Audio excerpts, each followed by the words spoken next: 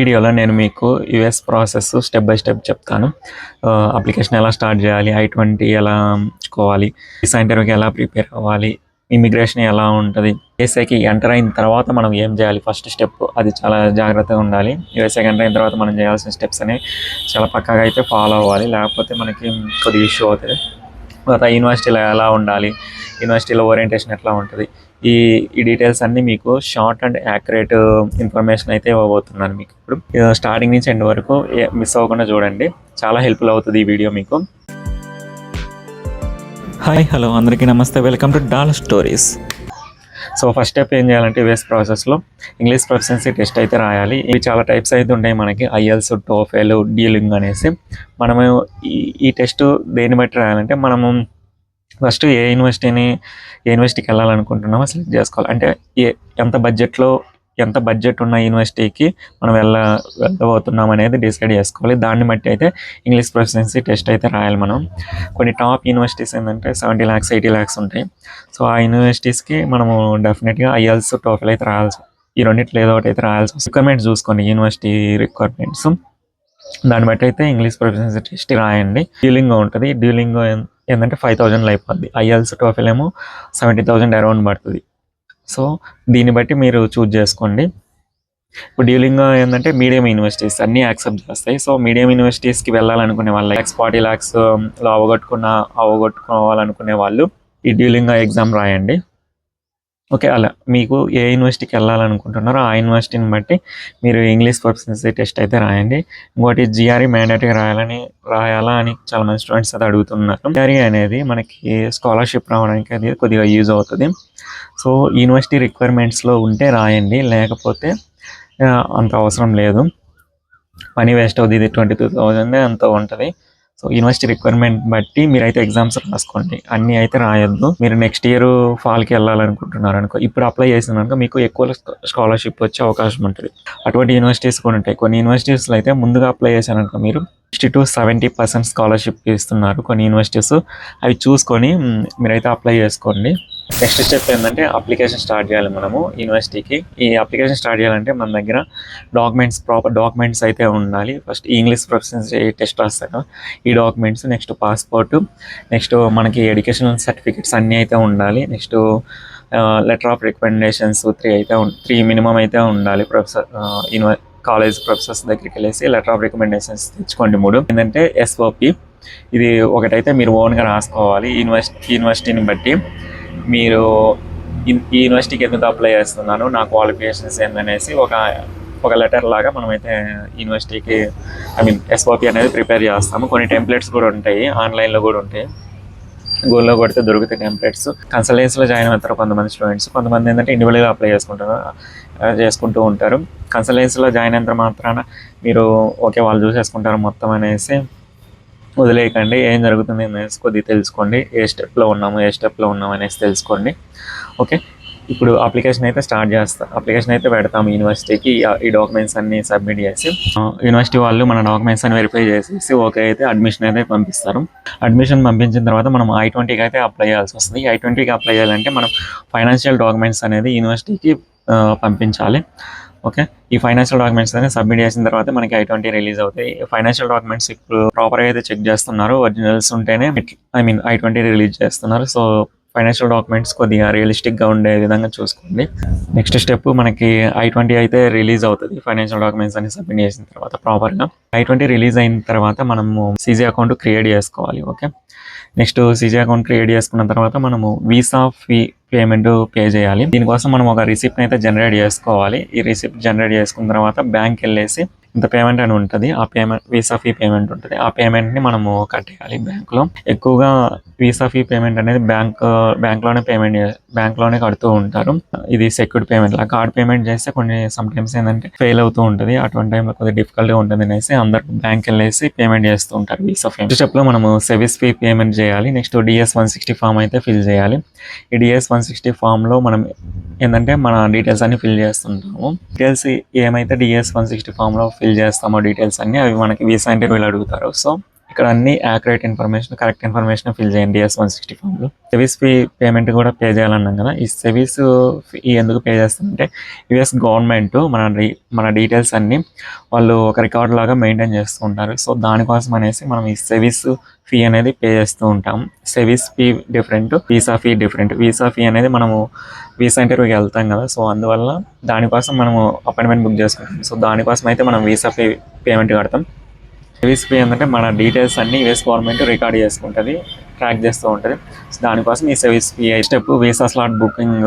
ఈ visa slot booking ఏంటంటే మనము CG అకౌంట్లోకి వెళ్ళేసి లాగిన్ అయ్యేసి ఎప్పుడైతే వీసా స్లాట్స్ ఓపెన్ అవుతాయో అప్పుడు వెళ్ళేసి మనము వీసా స్లాట్ అయితే బుక్ చేసుకోవాలి. ఈ CGA అకౌంట్ అనేది డైలీ 3 times కంటే ఎక్కువ లాగిన్ అవ్వద్దు. 3 times కంటే ఎక్కువ లాగిన్ అయితే అది 72 hours, ఒక 3 days బ్లాక్ అయ్యే ఛాన్స్ ఉంటుంది. ఓకే, సో మీరు వీసా స్లాట్స్ ఓపెన్ అయ్యా లేవా అనేసి ఎలా చెక్ చేసుకోవాలంటే కొన్ని ఎక్స్టెన్షన్స్ అయితే ఉంటాయి. ఆ ఎక్స్టెన్షన్స్ నేను డిస్క్రిప్షన్లో ఇస్తాను. ఆ ఎక్స్టెన్షన్స్ని మీరు యాడ్ చేసుకోండి క్రోమ్కి. 2 times మనం లాగిన్ అవ్వచ్చు, చెక్ చేసుకుంటూ ఉండొచ్చు. సో CGA అకౌంట్లో అయితే 3 times కంటే ఎక్కువ లాగిన్ అవ్వద్దు. ఇంకా మీరు టెలిగ్రామ్ గ్రూప్లో కూడా జాయిన్ అవ్వచ్చు. అక్కడ ఏంటంటే స్టూడెంట్స్ చెక్ చేసేసి చెప్తూ ఉంటారు సో ఓపెన్ అయ్యా లేవనేసి. సో అలాంటి టెలిగ్రామ్స్ గ్రూప్ అయితే ఉంటాయి, అవి కూడా జాయిన్ అవ్వండి. వీసా స్లాట్స్ ఏంటంటే మనం ఓన్గా కూడా బుక్ చేసుకోవచ్చు. ఓన్గానే బుక్ చేసుకున్నాను. కొంతమంది ఏంటంటే టైం ఉండదు వాళ్ళకి చెక్ చేసుకోవడానికి, బుక్ చేసుకోవడానికి. సో అలాంటి వాళ్ళు ఏంటంటే మా వల్ల కాదు అనుకుంటే మాత్రమే ఏజెన్సీకి ఇచ్చుకోండి. మ్యాక్సిమం ఏంటంటే ఓన్గా బుక్ చేసుకోవడానికి ట్రై చేయండి. వీసా స్లాట్ ఓపెన్ అయిన అమ్మటే మీరు అవైలబుల్గా ఉండేట్లు ఉంటే ఓన్గా అయితే ట్రై చేయండి. చాలా మనీ అయితే సేవ్ అవుతుంది మీకు. స్లాట్ బుక్ చేసుకున్న తర్వాత మనము వీసా ఇంటర్వ్యూకి అయితే ప్రిపేర్ అవ్వాలి. ఈ వీసా ఇంటర్వ్యూ ప్రిపేర్ ఎలా అవ్వాలంటే మనము మన ఛానల్లో అయితే కొన్ని వీసా ఇంటర్వ్యూ క్వశ్చన్స్ అయితే పెట్టాను నేను ఆల్రెడీ. కొంతమంది స్టూడెంట్స్కి అయితే వీసా ఇంటర్వ్యూ కంప్లీట్ చేస్తారు. వాళ్ళ దగ్గర క్వశ్చన్స్ తీసుకునేసి లిస్ట్లో ప్రిపేర్ చేస్తాను. అవి కూడా హెల్ప్ఫుల్ అవుతాయి, చూడండి ఒకసారి మీరు. కొంతమంది స్టూడెంట్స్ ఏంటంటే కన్సల్టెన్సీస్లో జాయిన్ అవుతూ ఉంటారు. కన్సల్టెన్సీ వాళ్ళు మాక్ ఇంటర్వ్యూస్ పెడుతూ ఉంటారు. ఆ మాక్ ఇంటర్వ్యూస్ అనేవి డెఫినెట్గా అటెండ్ అవ్వాలి, చాలా హెల్ప్ఫుల్ అవుతాయి మీకు. ఇంటర్వ్యూస్ అటెండ్ అవుతే ఏమవుతుందంటే మనం ఏమైనా చెప్పలేకపోయిన ఆన్సర్స్, లేకపోతే మనం ఏమైనా చెప్పే ఆన్సర్స్లో మిస్టేక్స్ ఉంటే వాళ్ళు రెక్టిఫై చేసి ఇక్కడ తప్పులు చేస్తున్నారు, మీరు సెర్చ్ చేసుకోండి అనేసి చెప్తారు. రెక్టిఫై చేసుకోవడానికి మనకి ఛాన్స్ ఉంటుంది. సో మాక్ ఇంటర్వ్యూస్ అనేవి చాలా కీ రోల్ అనేది ప్లే చేస్తాయి ఈ వీసా ఇంటర్వ్యూ ప్రిపరేషన్లో. సో ఇవైతే డెఫినెట్గా అటెండ్ అవ్వండి. కొంతమంది ఇండివిజువల్గా అప్లై చేస్తూ ఉంటారు. మీరేం చేయాలంటే ఎవరైనా ఫ్రెండ్స్ హెల్ప్ తీసుకునేసి వాళ్ళని క్వశ్చన్స్ అడగమనండి, మీరు ఆన్సర్ చేస్తూ ఉండండి. ఏమైనా తప్పులు పోతే వాళ్ళని చెప్పండి, రెక్టిఫై చేసుకోవచ్చు. ఇంకోటి ఏం చేయాలంటే మొబైల్ ఫోన్ ముందు పెట్టుకునేసి మీకు మీరే ఆన్సర్స్ చెప్పుకోండి, రికార్డ్ చేసుకున్న తర్వాత 1-2 సార్లు వినండి, ఏం చెప్పినాము ఏంటి అనేసి. అక్కడ మీకు అర్థమవుతుంది ఎలా చెప్తున్నారు, ఇంకేమన్నా ఇంప్రూవ్ చేసుకోవాలా ఏంటి అనేసి. అలా అయితే ప్రిపేర్ అవ్వండి వీసా ఇంటర్వ్యూకి. బయోమెట్రిక్ అండ్ వీసా ఇంటర్వ్యూకి అయితే వెళ్ళాల్సి వస్తుంది మనం. బయోమెట్రిక్ అనేది చాలా సింపుల్, ఏం ప్రాబ్లం ఉండదు, ఇది అయిపోద్ది. వీసా ఇంటర్వ్యూలోనే కొద్దిగా అవుతుందా లేదా అనేసి భయపడుతూ ఉంటారు. వీసా ఇంటర్వ్యూకి వెళ్ళేటప్పుడు చెప్పాను కదా, మాక్ ఇంటర్వ్యూస్ అనేవి చాలా కీ రోల్ ప్లే చేస్తాయి. అవి అయితే డెఫినెట్గా ప్రిపేర్ అవ్వండి. ఇంటర్వ్యూకి వెళ్ళేటప్పుడు మనము లోపలికి అయితే ఫోన్స్ అలో లేదు, బయట ఫ్రెండ్స్ కానీ ఫ్యామిలీస్ కానీ ఇచ్చేసి లోపలికి అయితే వెళ్ళండి. సెక్యూరిటీ చెక్ ఉంటుంది, చెక్లో మీరు ఫోన్ తీసుకెళ్ళినా పట్టేసుకుంటారు. సో బయట ఇచ్చేసి వెళ్ళడం బెస్ట్. లోపల క్యాబిన్ దగ్గరికి అయితే మనల్ని పంపిస్తూ ఉంటారు 1 by 1 నిలబడతాం. మన ఛాన్స్ వచ్చినప్పుడు మనల్ని పిలుస్తారు. వీసా నెక్స్ట్ మనం ఫార్వర్డ్ అవ్వాలి ముందుకి. సో వీసా ఇంటర్వ్యూ ఆఫీసర్ని చూసి భయపడొద్దు. First thing, USA process start చేసినప్పటి నుంచి మీలో భయం అనేది తీసేయాలి. వాళ్ళు క్వశ్చన్స్ అడుగుతూ ఉంటారు, టెన్షన్ అవ్వకుండా కూల్గా ఆన్సర్స్ చేయండి. మనము బీ ప్రిపేర్డ్ అండ్ చాలా కాన్ఫిడెంట్ అయితే ఉండాలి. వాళ్ళు అడిగే క్వశ్చన్స్కి మనం ఆన్సర్స్ యాక్యురేట్గా చెప్పాలి. 1 or 2 lines చెప్పేస్తే సరిపోద్ది. పారాగ్రాఫ్లు అయితే చెప్పనవసరం. పారాగ్రాఫ్లు చెప్తున్నా కూడా వాళ్ళు చెప్పనివ్వరు. టకటక ఆన్సర్స్ క్వశ్చన్స్ అయితే అడుగుతూ ఉంటారు. సో చూసుకొని చెప్పండి. 1 line 2 line ఆన్సర్స్ అయితే చెప్పేసేయండి యాక్యురేట్గా. వీసా అప్రూవల్ అనేది లక్ ప్లస్ మనము స్మార్ట్ వర్క్, హార్డ్ వర్క్ అన్నిటి మీద డిపెండ్ అయి ఉంటుంది, లక్ మీద మాత్రమే కాదు. ఓకే, ఇప్పుడు లక్ ఎట్లా అంటే మనము ఏదన్నా ఎగ్జామ్ రాస్తూ ఉంటాము, మనకి ఆన్సర్స్ తెలియదు అనుకో, ఏదో ఒకటి పెట్టేస్తాము. అట్లా కాదు కదా ఇది. వీసా ఇంటర్వ్యూ ఆఫీసరు మిమ్మల్ని చెక్ చేస్తారు, ఇన్ పర్సన్ మిమ్మల్ని చూస్తారు. ఈ పర్సన్ ఎలా ఉన్నాడు ఏంటి అనేసి, ఎలా ఆన్సర్స్ చేస్తున్నాడు ఏంటి అనేసి మీ డేటా మొత్తం చూస్తాడు. సో ఇతను ఫ్లోట్లో అయితే మిమ్మల్ని ఈ పర్సన్ యాక్సెప్ట్ చేయొద్దు అనేసి అయితే డిసైడ్ అవ్వడు. మీ ఇన్ఫర్మేషన్ బట్టి మీ ప్రొఫైల్ని బట్టే మిమ్మల్ని యాక్సెప్ట్ చేయాలా లేదనేసి వీసా ఇంటర్వ్యూ ఆఫీసర్ అనే అతను డిసైడ్ చేస్తాడు. ఓకే, ఫ్లూట్లో అయితే లక్లో అయితే యాక్సెప్ట్ అయ్యే ఛాన్స్ 50% లక్ ఉంటుంది, ఇంకో 50% మీ ప్రొఫైల్ని బట్టి యాక్సెప్ట్ అవుతుంది. చూసుకొని మంచిగా ప్రిపేర్ అయ్యి వెళ్ళండి. లక్ను అయితే నమ్ముకోవద్దు, అన్ని టైమ్స్లో అయితే వర్కౌట్. ఇప్పుడు యుఎస్ఏలో నెక్స్ట్ 2024 నవంబర్లో ఎలక్షన్స్ జరుగుతూ ఉన్నాయి. సో దాని ఇంపాక్ట్ కూడా ఈ వీసా అప్రూవల్స్ మీద పడే ఛాన్స్ ఉంది. సో చాలా మీరైతే గట్టిగానే ప్రిపేర్ అయ్యి వెళ్ళండి. స్టెప్ ఏంటంటే ఫ్లైట్ బుకింగ్ తక్కువలో అవగొట్టుకోవడానికే ట్రై చేయండి. ఇప్పుడు ఏంటంటే కొన్ని ఫ్లైట్స్ ఏంటంటే ఇప్పుడే రిలీజ్ చేసిన టికెట్స్ అవి కొద్దిగా తక్కువ ఫేర్లో దొరికే ఛాన్స్ ఉంటుంది. అలా చూసుకుంటూ ఉండండి. స్కై స్కానర్ ఇట్లాంటి వెబ్సైట్స్లో చెక్ చేసుకుంటూ ఉండండి. వీటిల్లో ఎక్కడ తక్కువ ఫేర్ ఉందో ఆ ఫ్లైట్స్ని చూపిస్తూ ఉంటాయి. ఇక్కడ ఇంకోటి ఏంటంటే కనెక్టెడ్ ఫ్లైట్స్ తీసుకుంటే మీకు తక్కువ ఫేర్ దొరికే ఛాన్స్ ఉంటుంది. మీరు ఎలాగో ఫస్ట్ టైం ట్రావెల్ చేస్తున్నారు కాబట్టి కొంతమందికి ఏంటంటే కనెక్టెడ్ ఫ్లైట్స్ అయితే భయం వేస్తూ ఉంటుంది. మీరు భయపడుతూ ఉంటే డైరెక్ట్ ఫ్లైటే బుక్ చేసుకోండి. కనెక్టెడ్ ఫ్లైట్లో ఫేర్ తగ్గినా మేము పర్లేదా అనుకున్నట్లుగా అయితే ఫ్లైట్ బుక్ చేసుకోండి. కనెక్టెడ్ ఫ్లైట్ బుక్ చేసుకుంటే మనకి చాలా తక్కువ ఫేర్లో దొరుకుతుంది. యూఎస్ ప్రాసెస్ స్టార్ట్ చేసినప్పటి నుంచి ఎండ్ వరకు మనం ఏంటంటే అమౌంట్ అనేది తక్కువలో అవగొట్టుకోవడానికే ట్రై చేయండి. ఎందుకంటే యూఎస్కి వెళ్ళిన తర్వాత చాలా ఎక్కువ ఖర్చులు అయితే మనకి అవుతూ ఉంటాయి. ఫ్యాక్ట్ని గుర్తుపెట్టుకొని మీరైతే ఫ్లైట్ బుక్ చేసుకోండి. నెక్స్ట్ స్టెప్ ఏంటంటే ఫ్లైట్ దిగిన తర్వాత మనకి ఇమిగ్రేషన్ ఉంటుంది. ఇమిగ్రేషన్ అనేది కొన్ని ఎయిర్పోర్ట్స్లో స్ట్రిక్ట్ ఉంటుంది, కొన్ని ఎయిర్పోర్ట్స్లో లూజ్ ఉంటుంది. ఇమిగ్రేషన్ అనేది ఎంత స్ట్రిక్ట్ ఉన్నా ఎంత లూజ్ ఉన్నా మనం మంచిగా ప్రిపేర్ అయ్యేసి మనం డాక్యుమెంట్స్ అన్నీ ప్రాపర్గా ఉంటే మనం ఏ తప్పు చేయకపోతే మనం ఎవరికి భయపడిన అవసరం లేదు. ఎంత స్ట్రిక్ట్గా ఉన్నా మనము క్లియర్ చేయగలం. ఓకే, ఇమిగ్రేషన్ని.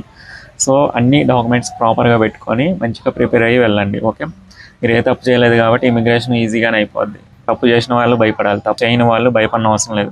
ఇమిగ్రేషన్లో మనల్ని కొన్ని క్వశ్చన్స్ అడుగుతూ ఉంటారు. లైక్ ఏ అకామిడేషన్కి వెళ్తున్నావు, ఏ యూనివర్సిటీ చూస్ చేసుకున్నావు, యూనివర్సిటీ అడ్రస్ ఏంటి, నువ్వు వెళ్ళే అకామిడేషన్ అడ్రస్ ఏంటి, ఇలా కొన్ని క్వశ్చన్స్ బేసిక్ క్వశ్చన్స్ అయితే అడుగుతారు. అయిపోయిన తర్వాత మనం చూస్ చేసుకున్న అకామిడేషన్కి అయితే వెళ్ళాలి. అకామిడేషన్ మనం ఇండియాలో ఉన్నప్పుడు కొన్ని వాట్సాప్ గ్రూపులు కానీ టెలిగ్రామ్ గ్రూపుల ద్వారా కానీ అట్లా చూస్ చేసుకుంటూ ఉంటాము. కొన్ని ఫ్రాడ్స్ కూడా జరుగుతూ ఉంటాయి. అకామిడేషన్లో డబ్బులు తీసుకునేసి మోసం చేస్తూ ఉంటారు. మీరు ఇది పక్కగా జెన్యూన్ అకామిడేషన్ అనుకుంటేనే వెళ్ళండి. పోతే యూనివర్సిటీ అకామిడేషన్స్ ఉంటాయి, లేకపోతే ఫ్రెండ్స్ దగ్గరికి వెళ్ళేసి తర్వాత చూస్ చేసుకున్న అకామిడేషన్కి వెళ్ళిన తర్వాత మనము యూనివర్సిటీకి వెళ్ళేసి రిపోర్ట్ చేయాలి. రిపోర్ట్ అంటే చెక్ ఇన్ ప్రాసెస్ అయితే కంప్లీట్ చేయాలి.